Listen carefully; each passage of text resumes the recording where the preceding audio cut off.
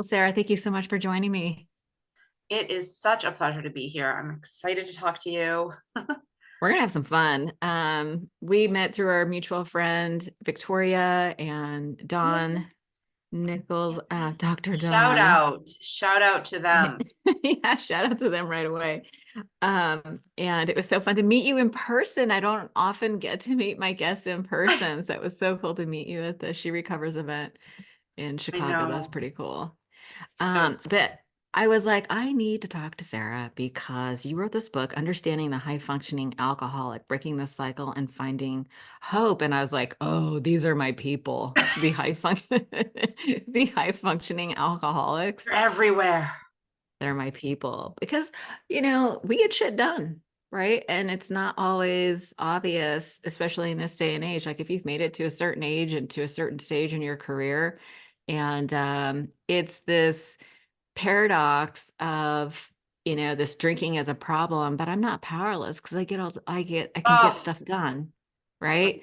oh, the So powerlessness. Oh, yeah, so we'll actually break that whole concept down because yep. there's some programs that talk about 12-step programs talk about powerlessness, and we'll talk about what that really means. Mm-hmm. But let's start off with a little fun game called a lightning round. I'll just ask you a few little fun warm-up questions to front load the episode with some resources. I always like to find out, when you first got sober, what were the books, or was there a specific book that really helped you early on? I was reading a lot of spiritual books. I think I was reading them before I got sober because I thought I could fix myself. God can fix this, right? Yeah, so I thought a master's degree could fix it. I thought, A spiritual master. practice. I thought meditation, yoga, but just Yeah. don't stop drinking. So, drinking a love story, classic Caroline Knapp. I think for me, it was about trying to find someone like me to identify. I thought I was the only person that actually had accomplished anything and wasn't an alcoholic at the time. And then Yeah. I went to like meetings in the Boston area and I realized there's a lot of people that are in recovery in Boston. I thought the whole city was drinking. So, yeah, I'd say, her book, Pete Hamill's book, A Drinking Life, I really related to. That was in the beginning. I found other books since, and then I took a break where I couldn't read any quit lit or anything because I was so saturated. And I've switched gears into other topics. But I'd say the spirituality of imperfection was pretty powerful. It's heavy, but it's just about finding spirituality in the mess and not about this perfection model of spirituality that many grew up with through religion and otherwise. So I would say spiritual books also, The Power of Now, Eckhart So good. Tolle. Um, So many good books. yeah, so many No, good that's ones. really, And yeah, I'm no, that's thinking really good memoir. because, Yeah. yeah, I feel like the high functioning, the alcoholic person, or someone struggling with alcohol, those are the books that they're really going to relate to. And Yes. I noticed throughout your book, you mentioned Carolyn Knapp's story, Drinking a Love Story, that's mentioned a few times in this book. What was it about that book that resonated with you? I would For me, it was her ability to show the compartmentalization of the high functioning individual. I feel like she mastered that ability to show the different worlds that we live in. And for me, I've started to conceptualize through the years that the higher functioning individuals are able to separate their drinking from their external persona and from things people know about them, possibly family, possibly coworkers. Those that are lower functioning, those worlds collide in a way that is inescapable and unavoidable, and you can't deny it. And so the response to getting sober is different. The response to a person who's higher functioning that's put on a good act is different than those that it was more obvious with. Yeah, that's a really good point. That's awesome. I think that she was, I also resonated with the fact that she was a writer, that she was well educated. I really struggled in the beginning, quite honestly, with feeling like I was smarter than other alcoholics. I didn't even know what an alcoholic was, really. Like, what makes a person an alcoholic? Like, what is that? And that it has Yeah. absolutely nothing to do with the outside things. It has nothing to do with any of that. It's your relationship to alcohol or substances. Yeah. Yeah, I'm glad you said that. That was going to be one of my questions is, what is it? Let's get into it. We'll get into it in just a minute. But I'm curious, you've been sober for a while now. What was your sobriety date? February 3rd, 2004. It was right after the Janet Jackson Nipplegate debacle. That's funny. That's how you mark the time. Well, I remarked it because it was such a big deal and I missed it because I was in a blackout. So it was just, I only got to I see wouldn't say you replays. missed it. Well, yeah, it was hard to miss. But there was a Yeah. big screen at the bar and I totally didn't see it. That is hilarious. Okay, so yeah, so you've been sober for quite some time. Do you have like a self-care practice that you do either daily or weekly? What does that look like for you? Well, it's funny you should ask. I have this idea that I want to do kind of a training around is like soul care versus self-care, and this idea Mm, of deepening and it being a lifestyle change. So for me, it's that recovery is a lifestyle, hmm. and it's not like I can go just do one thing and I'm good. It's the way in which my life is constructed. So my recovery infiltrates every single aspect of my life, just like my drinking did. And so I would say some of my self care practice involves, or soul care involves, some form of spirituality or practice. Nothing, it doesn't have to be like insane. I think sometimes we perfectionists are like, well, now I have to do, 2 hours of meditation or nothing or whatnot. So I would say some form of connection with something outside of myself. And that can be a breath, that can be a meeting, that can be a really good conversation with somebody, that can be being in nature, really huge connector for me.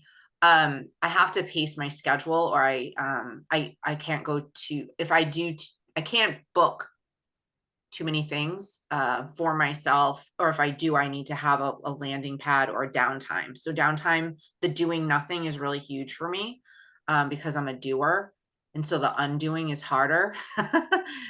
And Amen to that. yeah, so I need that downtime usually in the evening. Exercise, but in a form that is appealing, or like yoga, running, things that I'll actually do. But for me, I don't, it's evolved over the past, it's, I think allowing ourselves to have something we once did that now isn't working for us is okay. And so I've had to Yeah. shift and change, especially, well, with the pandemic, people's practices changed, and some of the virtual things have been great for me. Like I enjoy a yoga recording and doing it in my bedroom more than I going to a studio now. So that's just, it's a shift. It's okay. I love how, the self-care practice can or soul care practice can shift. And I find that if I do a practice, whether it's meditation or journaling or whatever, if I do it for too long, it becomes rote. And Mm-hmm. so for me, I gotta Doesn't mean switch. anything after. Yeah, it doesn't mean anything. And it like doesn't really shift my energy. So I think Mm. of it as a self-care smorgasbord. There's a million things we could do, but I try to An limit the eclectic time now. approach. Yes, yes, patchwork, if you will. Yes, the Otherwise, patchwork. yeah. So, but I limit it to a certain amount of time otherwise, because I was for a while, and there are periods of time when it's appropriate where you just need to spend more time on your self-care practice. But I feel like I'm currently shifting gears to sort of like minimizing the self-care practice because it It can can take. become a whole. I remember in early recovery thinking, why is this a full-time job? And why? And I'm so tired of thinking about myself and my needs and hearing about myself. Like I can't take it anymore. Yeah, I'm sick of me. I'm tired of talking I about me. was How about you so talk about me? bored with myself. I was just like, Yeah. oh God. So yeah. So over it I already. was so over it. I feel But it you, was sister. necessary. Like it's an investment in the beginning. It's a long-term investment, right? If you put the time Uh-huh. in the beginning, you don't have to maintain that intense pace. Most people don't, hopefully, with all of the recovery and self-care stuff. You can get into a maintenance mode. I hope that for myself and for people in my life that they get to, and then you have something happen in your life and you beef it up, right? Like it's the ebb and the Yeah. flow. Yeah, I feel like that's why it's nice to have like a mentor or an accountability partner or a coach or a friend, somebody that can, you can run stuff by and Yeah. they can offer suggestions like, how much time are you spending on your self-care practice? Any? Too You're now much? addicted to self-care. It's like Fight Club. Like you Oh just yeah, can't listen, stop going. Victoria and I are working on this project called the Self-Help Junkie podcast because it's about it's for those of us who are just like addicted to self-help books and practices and That's for so the funny. love of I God. had to stop like reading self-help. Yeah, like Yeah, I started needing to read about other people's lives in a sense and get out yeah, of my own. yeah, yeah. And Yeah, that's why I feel like that's why we need each other because it's nice to be able to listen to somebody else. It does give me a mm, break from thinking about my theme song, which is me, me, me, me. Anyway, that's enough for our little lightning round. I really want to know kind of how we got here. You're a high functioning, hard charging, accomplished woman. I remember when we first had our conversation, you were telling me all the stuff that that you're working on, that you had done, and I was like, I'm exhausted just listening to me all the too. things that all your things, so many things. Okay, so for those of you who are listening to the podcast, not watching me on YouTube, I'm holding up a copy of your book, and it has all these little sticky notes. So we're definitely gonna go through the book and talk about, what a high functioning alcoholic is. And, some of the identifiers, which I thought were brilliant in the book. And, we're obviously going to talk about the solutions, but kind of how did we get here? Like, how old were you when you started drinking? Well, I can tell you that I got here from a lot of drinking, so that Yeah. but I was 14 when I started drinking. Mm. And I never drank normally. I didn't, I've heard a million, I'm an addiction specialist therapist, right? So I hear a million stories. I've gone through recovery myself. I'm married to somebody in recovery. Like my entire life is recovery stories. And I just did there. I don't think there was a progression. I feel like oddly from the first time I drank, I remember walking into the party. I remember the island in the middle and walking up and just taking shots of hard alcohol, like 9 shots, and like falling on the ground in like 15 minutes, just getting like just falling from it hitting Wow. me and then standing back up and then just walking around the party like in a haze. And I think I got sick that time, but quite honestly, that's not really part of my story. It's like I think my body accepted alcohol a little bit too easily. And Do you know why you had that reaction? um to drink so much at that time, Yeah, like you kind of hit the ground running. I had that same I don't experience. know. I've listen, I think I went everyone, therapists try to figure themselves out and their family out first, I think, before they start analyzing everybody else. I have been searching for a reason for my alcoholism for so long, and I finally have, well, I realized quite a few years ago that it's because I do believe, and there is an alcoholism gene. I wasn't aware of my family history, the way that I am today, but part of the gene, it's a GABA receptor gene, and what it does is it affects the way that your mind or your brain receives alcohol. So if you notice when you're watching certain people drink, that are normal drinkers, they'll get relaxed and they'll kind of not turn into another person. They take a sip and they just, I don't know, they just get cozy. You know what I mean? Be And for relaxed. me, I got like a fire under my ass. Like I literally would drink, it would give me energy, which is completely opposite. It's a central nervous system depressant, so that's completely peculiar. And I got a euphoric feeling. The more and more I drank, the better and better I would feel until I would black out. And I believe that is the way my brain received alcohol from the beginning. I don't have a crazy trauma story, quite honestly. I have at times felt like I wasn't messed up enough to be in self-help meetings, or to Mm. be an alcoholic, or that I didn't qualify. That people were going to tell me you're not actually that bad. You're not bad enough. You need to like leave the meeting. So that's I'm been, sorry. Did you just say someone told you you weren't bad enough and you no, needed to I leave? felt feared people were going to Oh, say. geez. Did you see my claws about to come out? Ah, no, no. I was I was like, afraid that someone is "Ah." going to say that to me Oh, you because were afraid. I Yeah. heard these stories that were so wild, or these horrible upbringings and all this. And I don't have that kind of story. Like we all have our family stuff, but like I'm an only child. Like I had two loving parents. Like I don't know it. So when you ask the question, like, why did I walk into the party and slam? I didn't even see that role modeled in my house. I don't know. I would take wine coolers and pour vodka in them because I didn't think they were going to be strong enough. That was just my gut instinct. And I don't know where it came from. I Mm. wasn't really trying to escape much. I loved my life and I was pretty happy. So what in the heck? Amazing. It Yeah. was just strange. But I would swear it off from like, I'm not going to drink for a month, or I would do things like that. But I was so attracted to that, um, almost like shooting off into outer space and coming back down. Mm. There was something about that allowed me to conform to society and do well in school. And it was like the yin to my yang kind of. Yeah, that's so interesting. And I think if we had more time, I'd want to know a little more about like what you would consider to be trauma or not trauma, or, I always feel like childhood kind of sets the stage for the Yeah, rest. And I sort of have this working, and I guess it doesn't work for everybody, but this sort of working idea that the drinking behavior is a compulsion to, like, I feel like the purpose of obsession is distraction. Addiction is like about, obsession, and it's distracting us from what?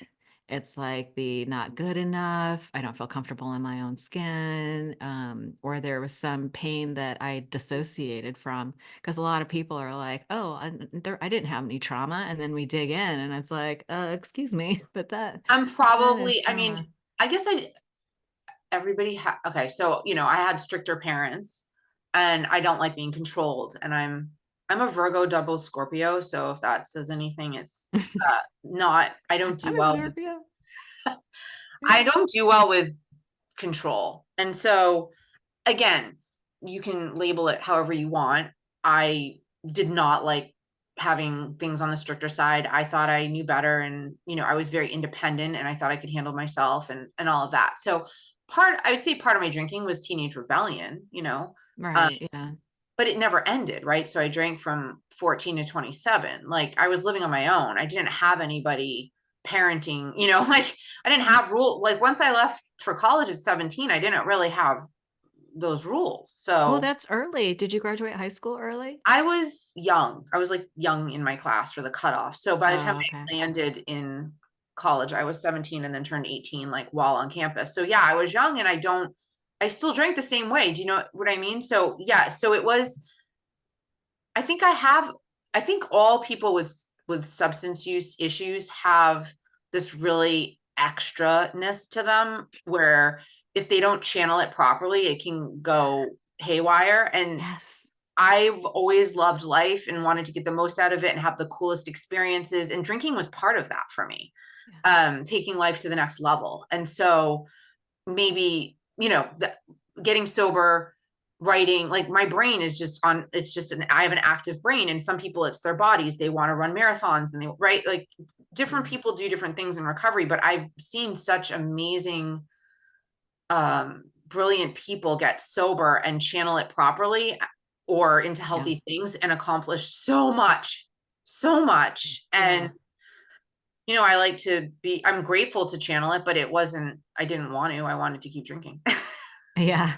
Yeah. The disease of more. Yeah. That was definitely my experience. As soon as I started drinking or using, my next immediate impulse was more.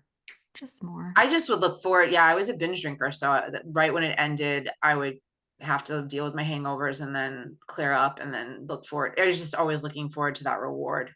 Yeah, definitely. I had Um, to do my homework and I had to get my stuff done.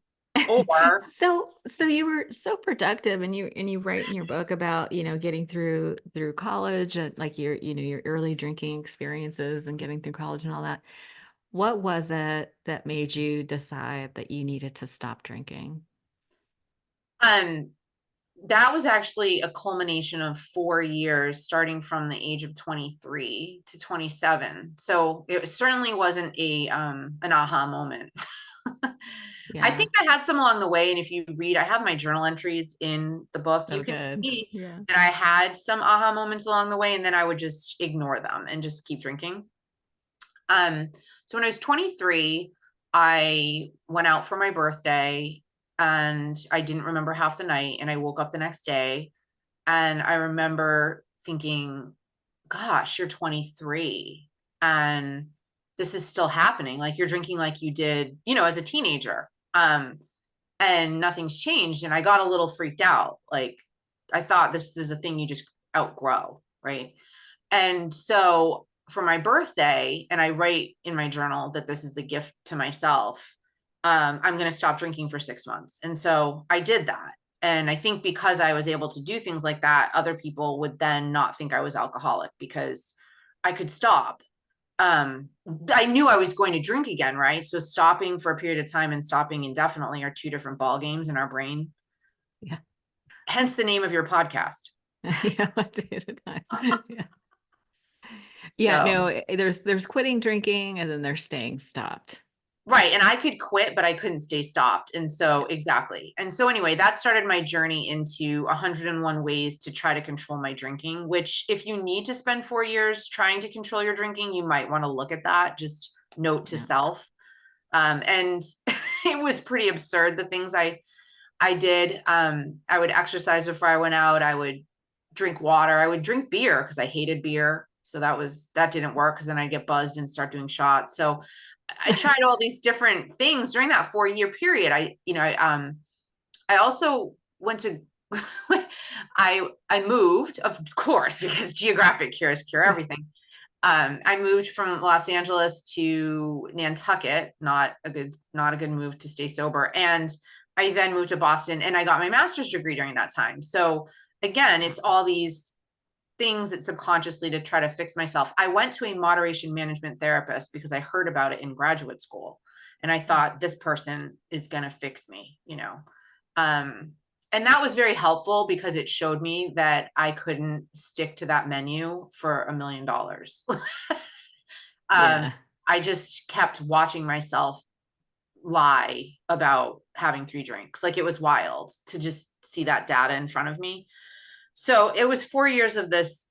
I mean, getting to the point where I was meditating. I would do like listen to guided meditations before I went out. And my friend walked in and said, "What are you doing?" And I was like, I'm con- I'm meditating, I'm connecting to my higher power. I wasn't in any kind of recovery or anything.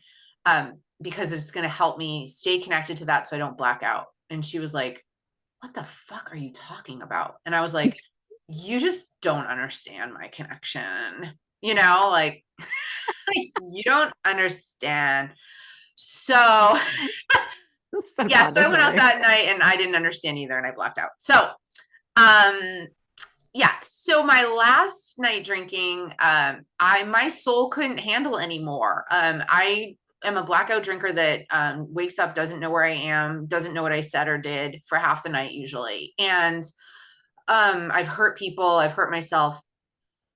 I couldn't predict it was a crapshoot, like what was going to happen to me. And I liked the risk, but at the same time, some part of me knew that I could die or that I'd never be able to get married. Or like when I played my life for it, I was like, how could I maintain a normal life and just drink and wake up in weird places? And like, how is that going to work? Like there was a there was a my values and my behavior, like there was a what's the word, cognitive dissonance between my behaviors and like what I wanted for my life and that last Super Bowl night, I had already done the moderation thing. I was like, I'm only gonna have 3 drinks. And I walked around in a blackout saying I'd only had 3 drinks, but they were pint glasses and it was a whole joke. And I blacked out and woke up, somewhere in Boston. And I was like, I just remember looking at the ceiling, like, I never want to feel this way again. I knew everyone was pissed at me. My phone was off.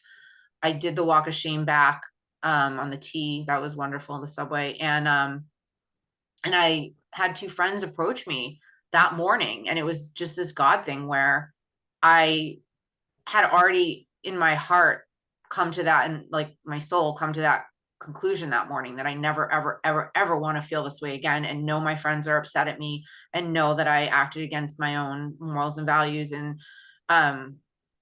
then they articulated those things out loud to me at the very moment I needed to hear them. So, and nobody had talked to me. And I think that's the thing with high functioning individuals is like, because you do well, you show up to work, and because you do well in school, and because you're charismatic, and because of all these qualities that a lot of high functioning people seem to possess, people are kind of don't know what to do with you, right? You're not like intervention level, like, I mean, you are, but in people's minds, they don't know what to make of you.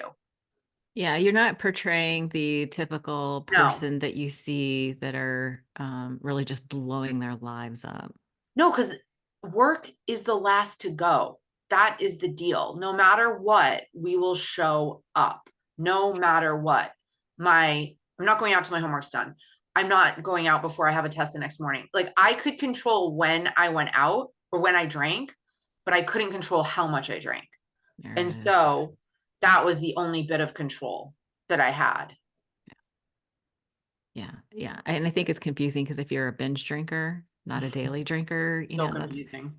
yeah, it's very confusing. And everybody else is And so confused. how, and everyone else is confused. Yeah. So, and I think so tell me what was your process for quitting drinking? My Did you do like a process 12-step program or? Well, my process was to be my own case manager and put together an outpatient recovery plan. The curse of My education. process was to avoid residential treatment because I Mm, wasn't really that much of an alcoholic. So mhm. I went to a physician like that right after the next day. Then I talked to my doctor for whatever I'm not going to get into, and he said, um, Sarah, I mean, I said one word actually. This is where people that are physicians or anybody in the healthcare or mental health field, they have such power to, like, their words. If they minimize your problem, they can send people back out. I've seen it happen. But when they say the Yes. right thing and do the right thing, they can save lives. And Mhm. I said one thing to him. He was an older person too. I said something about I blacked out, and he was like, "Oh, how often do you black out?" And I'm like, every time I drink, like, duh. And he was like, that's all I said. And he was like, Sarah, you have way too much to offer this world to let alcohol get in the way. And he sent me to the addiction psychiatry unit at the hospital to get assessed because I'd already tried moderation management. So I got an assessment. So I kind of went the clinical route. Like, I Mhm. went in, got assessed, and they told me, and I loved the woman that assessed me. I ended up doing her women's early recovery group in person. It was Mm. wonderful.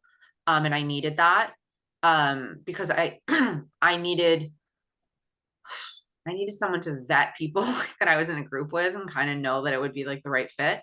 But she said, you've Mhm. tried moderation. She's like, you probably need to go the abstinence route, and you can do it outpatient. But if you can't do it outpatient, then you need to go away to treatment. And I was like, treatment? That is for real alcoholics. Like, that is so crazy and out there. What are you talking about? So I put together this whole plan. Like, looking back on it, I can't believe I did it, but it's really, anyone that knows me is probably not surprised. But so I had once a week therapy, once once a week women's early sobriety group, yoga, acupuncture, and self-help meetings. And Self-help meetings like 12-step. yes, Okay. and I also did other things. Like, I tried through the years, I've tried different types of self-help. Mhm. Um, my whole thing is you have to do what's the right fit for you. For Um, sure. and also spice it up because sometimes like it can get so rote. Um, Yes. and so that was it. I had this like kind of outpatient plan that I put together for myself, and it was a lot of work. Like I had a lot of physical, I had a lot of post-acute withdrawal symptoms. Oddly, I was not physically dependent on alcohol. I did not feel very well for 4 years. Wow. I had stomach issues. I had anxiety I had to deal with. I had I did not have a pink cloud. I did I was in conflicts with friends because I was setting limits and I wasn't fun anymore. And Wow. nothing was really going that well except that I was not drinking. Yeah. So that sucked. And it was not reinforcing. And I stuck with it, and it because I knew it was a long-term investment. Is But that why you stuck with it? Because you had sort of this forward thinking of like, I don't want to go back to the old way, and this is a long-term investment? yes, I think ultimately acceptance was the answer to all of my problems. And for me, a deep acceptance that I had this condition helped me to know I'd never drink normally again. So this Yeah. deep understanding, like around 11 months, I finally was able to internalize the fact that I was an alcoholic. It took me some time. I was certainly confused. I was sitting in meetings listening to these wild stories. Mine was just, I mean, my blackout stories are like some of them are funny and wild and crazy, but there was other pieces of my life that was so contained. And so I really struggled to like identify. And I heard this woman say at a conference, kind of like we were at a conference. She said, only an alcoholic thinks they need to hit a lower bottom to be an alcoholic. And I remember being like, shit, that's it. Like I keep thinking Yeah. I've got a few more years left in me. Like what the and like why do I need to actually fuck my life up? Right? Like do I Right. need like to actually have a tragedy, or do I like it was there, but for the grace of God that I had things happen, but nothing tragic to that level. And like, was I needing that? And Right. No. so I played it forward, and that deep acceptance that I had, that I was an alcoholic, is part of what helped me. Because when I would, my brain, the addictive brain will tell you all these wild things. Like 90% of me accepted that I was an alcoholic, and 10% was like the part of me that's sick. And we all have that, like that disease part. And when people would say things like, Sarah, you're not that bad, or Sarah, you don't really need those meetings. Those people are really fucked up. You're not that fucked up. Like when people, you don't look like an alcoholic. Like this is the I shit people would know. say to me. I know. That part of my brain would flare up, that 10%, and it would start to like infringe on my like 90% knowing. And that was something I started to figure out, that was happening. And I could see it. And it's something I work on with clients too, is like seeing that experience of what's happening in our minds and not getting sucked into it, the bullshit, right? And into the lies. So that acceptance Yeah. that I'm an alcoholic, like if I have diabetes or I have cancer, I do the treatment. I know that I cannot drink in safety, period. End of story. I can shades of gray it 100 ways till Sunday, but the point is it's a black and white issue. And Mhm. obviously God, higher power, universe, whatever, my spiritual beliefs helped get me through and connected me to the people I needed at those times and gave me that wisdom. But bottom line is, some of it was I had to just sit there in that acceptance, even though I was Yeah. pissed. Listen, that's not a conclusion we come to joyfully, typically. It really wasn't. It was really a bummer. Okay. It was It's such a really bummer. a I bummer. know. I know. I was like, wait a Yeah. second. If I'm an alcoholic, that means I can't drink. What? Everybody goes, oh, that means I can't drink at my wedding. I remember thinking that, telling that to somebody, and Yeah. this lady Hello, was I like, eloped. this lady was like, do you have a boyfriend? I was like, no. She's like, what are you worried Were about? I you was like, looking I don't forward to know. that party? One day. And then I had friends saying, "Oh gosh, you're gonna like do something horrible on your wedding, like at your wedding." Like I had friends predicting my Yeah. nightmare. Geez, thanks. I mean, it's so They funny were how friends right can see though. things. They Yeah, they were can see right. things we can't. Uh, Yeah, yeah, If I that's got blackout wow. drunk on my wedding night, I don't know that the marriage would have lasted very long. Yeah, seriously. Okay, so you go through the whole process, you do all the things. By the way, I love your plan, and I feel like everybody has to have that treatment plan. Like some people just go full on, 12 step, and that's their whole plan, which includes like a lot of these I've always things. been And into the patchwork.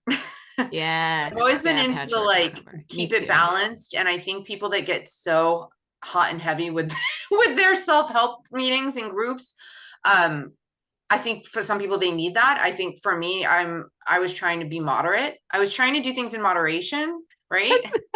Recovery is the only thing I ever did in moderation. Yeah, like I was trying to be moderate, man. Like, why do I have to get so crazy? And so I I feel realized when I you. needed to beef stuff up and I got honest with myself, and maybe you need more meetings, or maybe you need this, or maybe that, or, you know, but I was pretty good at like knowing when I needed to self-correct.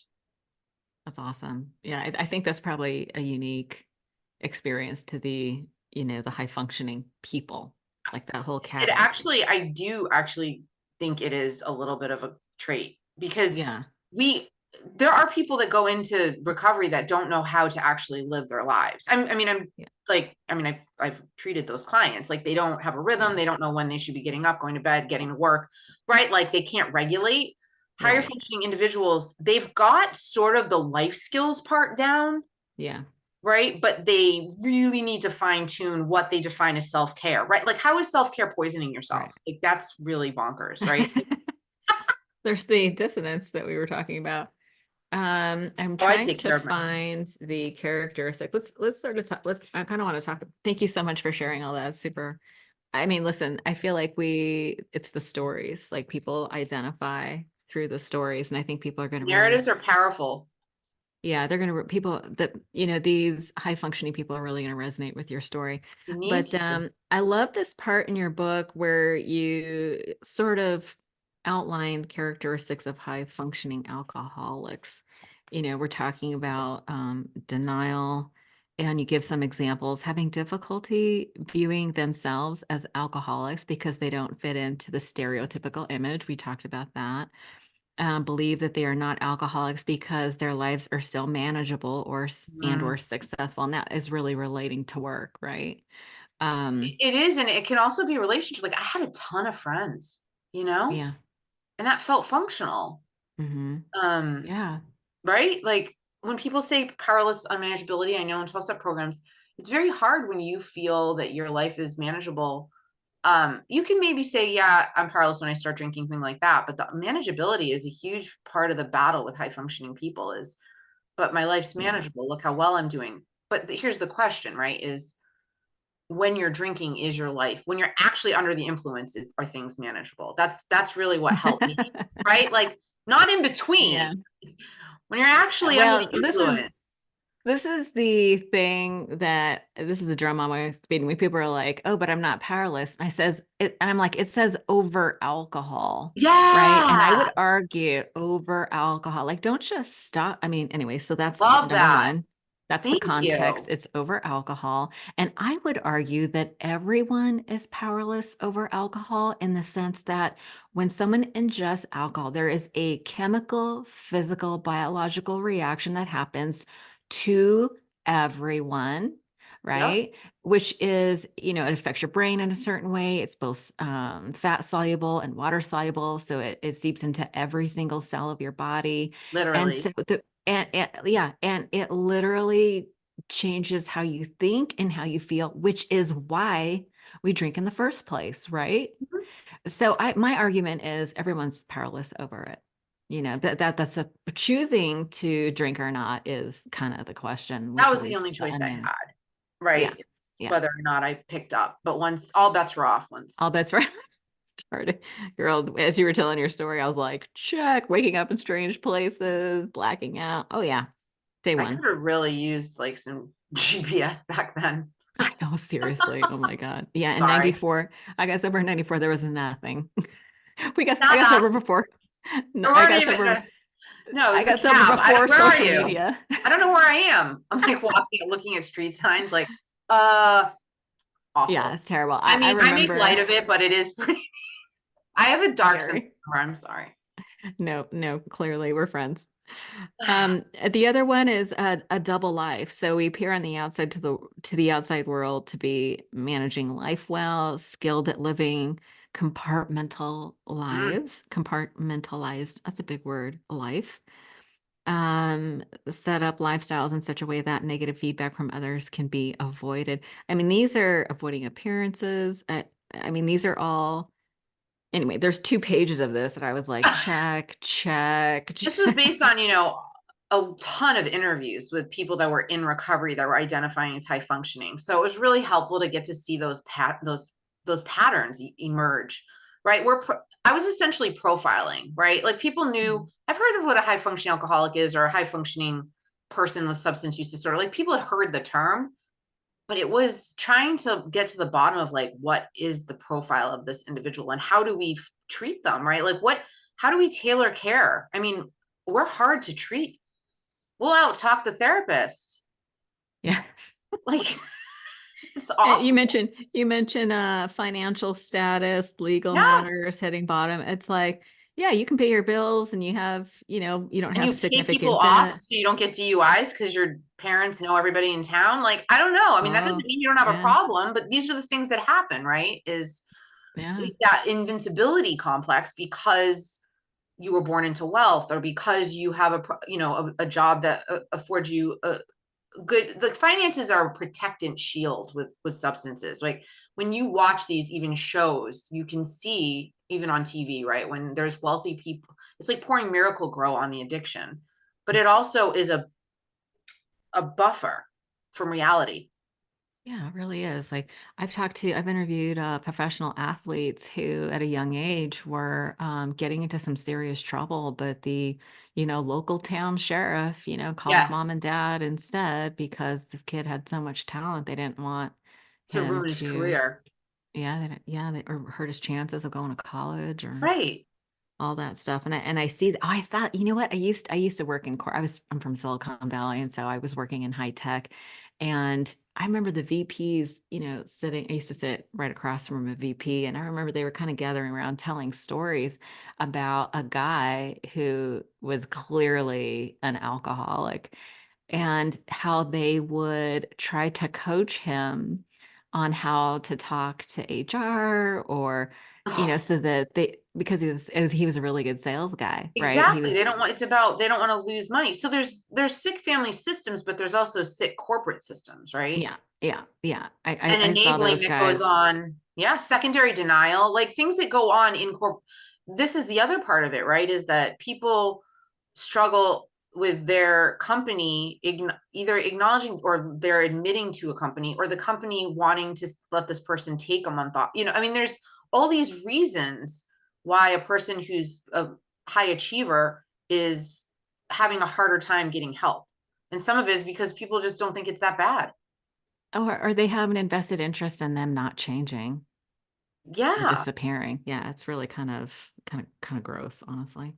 it is. But Yeah. I think the more we talk about it, the more people can start to see like the just because you dress it up and this is like Weekend at Bernie's at a certain point, right? Like, I mean, just because you dress somebody up and carry them It's so around sad. and like Yeah. it really it's sad. And I've seen people do it with their children and just keep throwing money at them and they have a nice car and they're employed by their family and they keep Right. relapsing, but they still have a nice car and they dress well and they haven't, you know what I mean? Like it's just like dressing up the illness. Yeah, I feel like family enablement is really a whole entire other ball of wax, especially if you're the Another provider for podcast. yeah, I mean, we could really go down a rabbit hole with that one just because there's a lot of misinformation about how families can help. I just did an episode on that one, but there's ways that people can help and ways that they can hurt. Yeah. So that happens in corporate too with a high functioning person. Oh, There's some people there's some corporations who really do care and they have programs and things like that. yeah. But yeah, that's a big one. Let's talk a little bit about what actually does help. I thought it was funny, like in your book at page 99, Past to Sobriety, there's different. I was like 99 problems. Yeah, 99 problems, not a mentioning one. That's it. Um, This bitch was the problem, I'll tell you Yeah, that. that's but these bitches were the problem. We just And didn't these, these bitches were the think so. problem. But on page 99, we're talking about paths to sobriety. So we talked a little bit how you had like that you did kind of the patchwork recovery. I did too. As soon as my world opened, it was like they say rocketed into the fourth dimension. It's like once Mm, you realize, I did like a Tony Robbins thing where I was introduced to the idea that if I changed my mind, I could change my life. Right. And that was mm, appealing to me because it didn't include spirituality. I'd kind of, God broke up a long time ago. And so I eventually found my way back to something that made sense to me. But I was really intrigued by this idea that if I changed my mind, I could change my life. So that's when I went down mm. the self-help, I love rabbit that. hole. Move a muscle, But change a thought. yeah, but I think that's why I was able to receive the messages and 12-step programs and stuff that really helped me. But then this whole other world opened up to me. And, I started doing stuff like A Course in Miracles and reading all these spiritual books that really helped. Can we just go through some of the other you mentioned many, you mentioned Smart Recovery and several others. What are some of the other Sure. options you've seen work? Well, there's more now than when I wrote the book. I mean, I think that's what's interesting is, silver linings of the pandemic is that online self-help groups were they're giving more access to people to join in meetings that are not necessarily local. So, Mhm. yeah, of course, there's 12 steps, probably the largest participation, largest number of people supported is 12 step. I think that's just The a peer support group. yeah, that's just a fact. I mean, that's just a fact of numbers and people can do 12 steps and other things. Smart Recovery is a CBT based cognitive behavioral therapy skill based group and it's time limited. People don't necessarily do like lifetime membership in that sense. So I've had clients even that have like done 12 steps, then they've like dipped into Smart, got some skills, but they really love the fellowship in 12 steps. So there's not one way to do it. Dharma recovery, Buddhist based recovery, that there's a meditation and then a topic and people talk. There's recovery yoga. There's um, She Recovers, which is recovery from all conditions. So it's the meetings aren't just about substances, and they're again because of this virtual world opening. People have access at their fingertips to all these different types of meetings. There's Women for Sobriety, which was an offshoot of 12 step, but like their spiritual component. Celebrate Recovery, Christian based organization. So there's just so many, and I just think it's important for people to find what's going to like resonate with them. I mean, Mhm. that's the bottom line. Yeah, listen, there are so many options available. I think once you kind of come to the conclusion of answering the question, whether you can moderate or not, like I really Yeah. feel like that's the big question. And then Right. once you And there's groups decide, that are helping people for sober curious. Like there's certainly groups that have been helping people with that decision making process and that kind of discussions online. I'm a little less familiar with those programs because I do deal more with abstinence based treatment. But again, you have to get to a place of like I had my process, right? Moderation management that therapist that applied that protocol with me was helpful in me realizing I couldn't do it. right? Like it wasn't Yeah. successful. It I was like successful because I wasn't successful. well, because you came to a conclusion, Yeah, it helped me a to have clear, the honest conclusion. data Yeah, gathering. I noticed that in your book that you had the log, the moderation log. That was really, I was like, whoa, that's genius.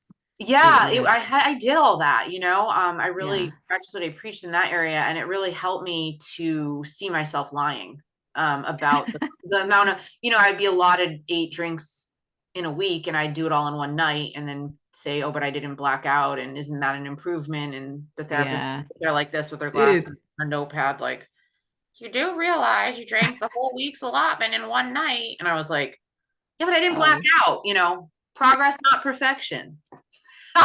yeah, that's not how that works.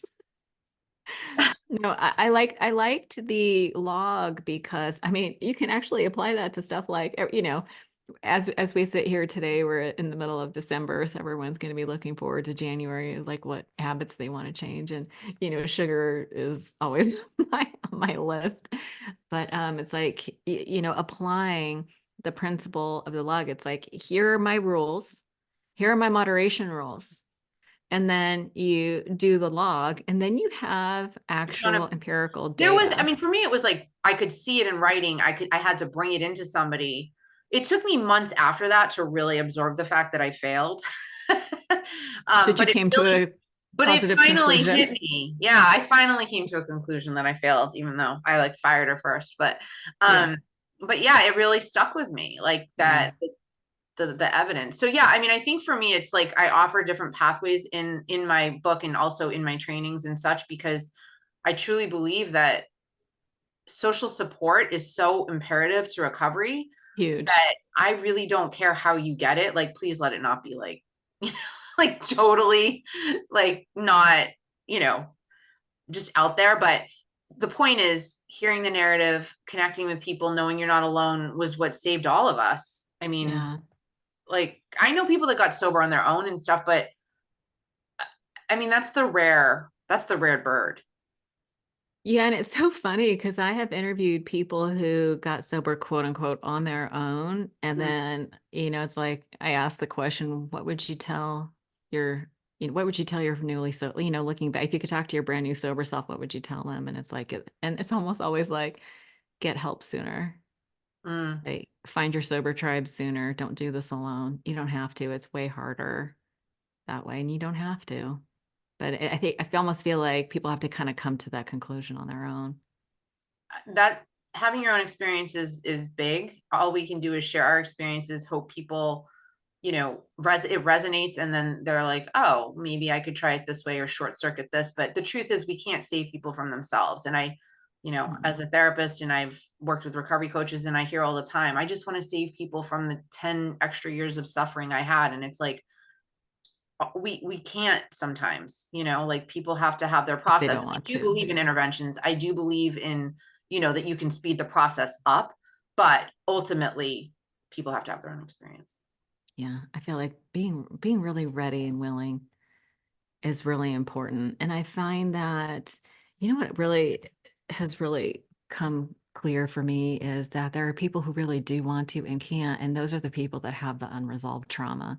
And that's Mhm. my message of compassion, is that don't be so hard on yourself. People who continually relapse are often shamed. It's like, oh, you must not want it enough, or you must not have Yes. hit bottom enough. And I'm like, no, that's not it. There's unresolved trauma that they're It's not it's even a clinical connected to. nightmare for me when I hear that. I Yeah. cringe because, you know, dual diagnosis is real, co-occurring disorders are real, and um when you get sober, you're left with those underlying, you know, mental health conditions or Yeah. trauma symptoms. And um, I've had to deal with my own more around anxiety. And um, I didn't, I had to deal with it more.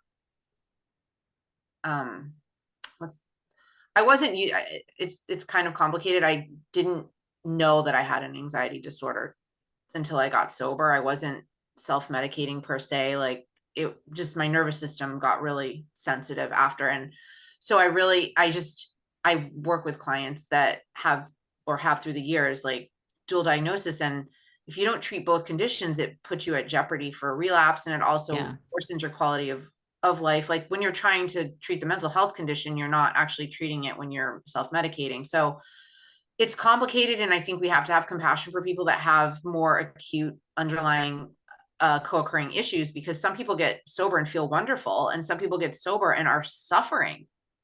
They're truly suffering. Hmm. And so Yeah. it's easy to say, you know, you're not trying hard enough, but no, they need the right care. Yeah, those messages are coming from people that are, like in the peer support programs, people that are Yes, uneducated, they're not professionals. yes. And I just feel like it's such a cruel thing to say to somebody. It's awful. And it's my battle cry, you know, please don't talk to people about their meds, about their you know, Mm-mm. outside issues. Like stick to the substance talk and let the Yeah. professionals do the rest, please.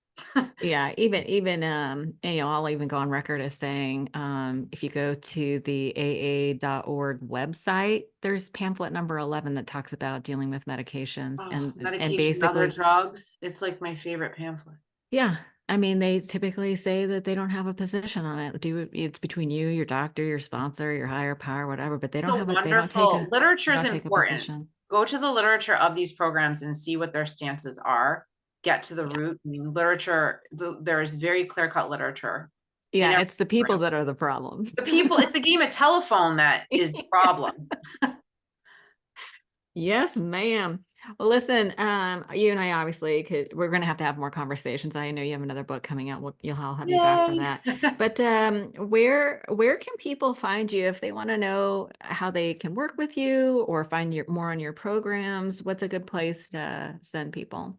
So I'm currently reconstructing my website, which is bentonbhc.com, Benton Behavioral Health Consulting. So it's bentonbhc.com. And I am launching Benton Behavioral Health Academy soon, where I will have my first topic is actually going to be on understanding and treating high functioning clients with substance use disorder. So that is going to be my first topic, Yay. but they're going to be CEUs for professionals eventually once I get that certification through, but Wow, that's they're going to great. initially start off as, courses that people can take 1 hour long snippets on topics that I feel are unique, self-care, burnout prevention, compassion Ooh, fatigue, um, integrated treatment with 12 steps in clinical model, high functioning alcoholic topics, shame resiliency, like just stuff that I don't care as much to talk about. So that's my goal, is to have unique topics. So that I will love be, how these are focused, on the high functioning people. We yes, need to and see on more. clinicians. Uh-huh. And Also going to be, clinicians, I also, yeah, so I have some new which are things. the ones who are high functioning. Exactly. They're over functioning and now they're burnt out. Yes, yes. Yes. So yeah, so Awesome. that's probably the best way. My books, that book's available on Amazon, and Yeah, leave a link. and I'm I'll on leave a link to LinkedIn. I'm on LinkedIn, Sarah Allen Benton, and okay. Facebook. Did you say fake book? Facebook, but yeah, Oh, Facebook. I thought you said Facebook. fake book. That could have been a Freudian slip, but no. Yeah, that's a whole other thing. All right. Well, listen, I will leave link for those that are listening. I'll leave links to all the things in the show notes at odatchat.com so you can connect with Sarah. But Sarah, thank you so much for your time today. It's super helpful. I have so many little sound bites that I was able to that I'm going to use for video stuff. So that's awesome. Thank you so much. Thank you. It was a pleasure to be here. We'll talk again soon. Okay, bye.